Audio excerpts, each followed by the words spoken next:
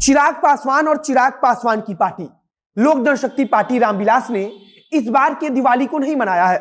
चिराग पासवान की पार्टी की तरफ से तो बिहार में बिना देरी किए राष्ट्रपति शासन लगाए जाने की भी मांग की जा रही है।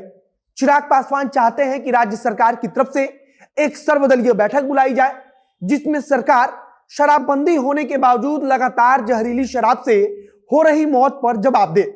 चिराग पासवान के साथ साथ तेजस्वी यादव तथा अन्य विपक्षी दलों के नेता भी लगातार सरकार से इस मामले पर सवाल पूछ रहे हैं, लेकिन सरकार विपक्ष पर आरोप लगा रही है।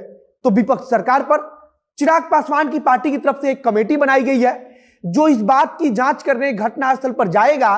जो पीड़ित हैं उनसे बातचीत किया जाएगा, जिनकी मौत हो चुकी है उनके परिजनों से बातचीत किया जाएगा और इसके आधार पर एक रिपोर्ट तैयार किया जाएगा और फिर उस रिपोर्ट को कमेटी राष्ट्रीय अध्यक्ष चिराग पासवान को देगी।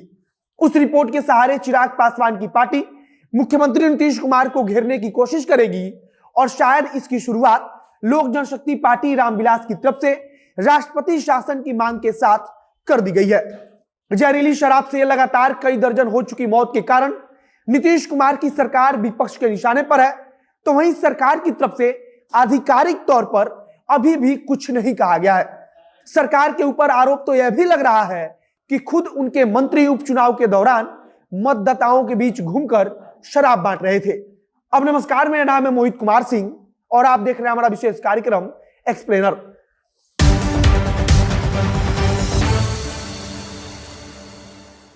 चिराग पासवान अब जहरीली शराब से हो रही मौत पर मैदान में उतर चुके हैं। उनकी पार्टी की तरफ से कुछ लोगों की टीम घटनास्थल का दौरा करने जाएगी।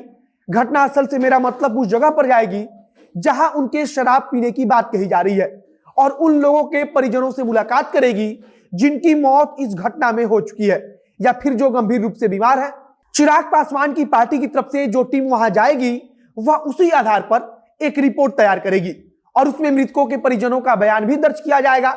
उनसे पूछा जाएगा कि आखिरकार शराब कहां से मिला था और क्या वहां शराब हमेशा उपलब्ध रहता है। इसके अलावा लोक जनशक्ति पार्टी रामविलास की तरफ से बिहार में राष्ट्रपति शासन की मांग की गई है। पार्टी की तरफ से मांग की गई है कि अगर बिहार को बचाना है तो राष्ट्रपति शासन लगाया जाए। पार्टी की तरफ से कहा गया है कि सेना को कमान सौंपना चाहिए, जिससे कि राज्य की स्थिति सुधर सके। चिराग पासवान की पार्टी की तरफ से कल दिवाली ना मनाने का भी निर्णय लिया गया था। जिस प्रकार से राज्य में लगातार जहरीली शराब के कारण लोगों की मौत हो रही है, उसी के विरोध में पार्टी ने दिवाली ना मनाने का निर्णय लिया था। अगर गोपालगंज और बेतिया की बात करें तो वहां जहरीली शराब के कारण हुई मौत पर आधिकारिक रूप से अभी भी सरकार कुछ बोलने को तैयार नहीं है। भारतीय जनता पार्टी के नेता और सरकार में मंत्री जब घटनास्थल का दौरा करते हैं, वहां पहुंचते हैं, तो वे वहां से जहरीली शराब से हो रही मौत का कारण विपक्ष को बता देते हैं। मंत्री जनक चमार की तरफ से यह कहा गया कि उपचुनाव हारने के कारण विपक्ष सब कुछ जानबूझकर कर रही है, जिससे कि सरकार की बदनामी हो। तो विपक्ष की तरफ से सरकार पर निशाना साधा जा रहा है और कहा जा रहा है कि सरकार के मंत्री खुद उपचुनाव में शराब बांट रहे थे। चिराग पासवान की पार्टी यह भी चाहती है कि नीतीश कुमार की तरफ से एक सर्वदलीय बैठक बुलाई जाए, जिसमें हर छोटे से लेकर बड़े दल का नेता शामिल हो। उस बैठक में इस बात का सरकार जवाब दे कि आखिरकार कैसे बिहार में शराबबंदी लागू होने के बावजूद लगातार शराब मिल रही है। अब तो यह बात भी सामने आ चुकी है कि शराब सिर्फ मिल नहीं रही है, बल्कि शराब को बिहार में ही बनाया भी जा रहा है। शराबबंदी की समीक्षा को लेकर सरकार के सहयोगी दलों के नेता तथा उनके खुद के सांसद और विधायक भी कई बार कह चुके हैं। सरकारी आंकड़ा खुद यह बताता है कि राज्य में शराबबंदी का कोई खास असर है नहीं। शराब हर जगह उपलब्ध है, लेकिन अवैध तौर पर। तेजस्वी यादव भी लगातार इसी चीज का जिक्र कर रहे हैं और कह रहे हैं कि सरकार 20,000 करोड़ रुपए से ज्यादा का एक अवैध इकोनॉमी खड़ी कर चुकी है। कुल मिलाकर अब हर पार्टी जहरीली शराब से हो रही मौत पर सरकार को घेर रही है, तो वहीं सरकार की तरफ से सारा जिम्मा विपक्ष के सर पर डाला जा रहा है। फिलहाल चिराग पासवान से लेकर तेजस्वी यादव तक सरकार पर हमलावर है।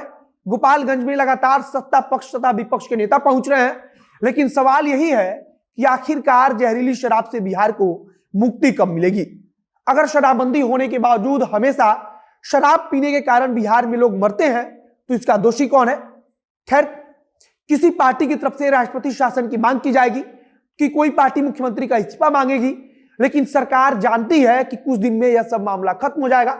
बाकी देखना होगा कि सरकार आधिकारिक रूप से इस मामले पर क्या कुछ बोलती है और कब बोलती है। फिलहाल इस वीडियो को यही समाप्त करते हैं। आगे जो कुछ नई जानकारी आएगी उसे हम आप तक पहुंचाएंगे। वीडियो को शेयर कीजिएगा, फेसबुक पेज को लाइक कीजिए तथा यूट्यूब चैनल को सब्सक्राइब कीजिए। कैमरे के पीछे ओम प्रकाश खड़े हैं और मैं मोहित कुमार सिंह। बहुत बहुत धन्यवाद।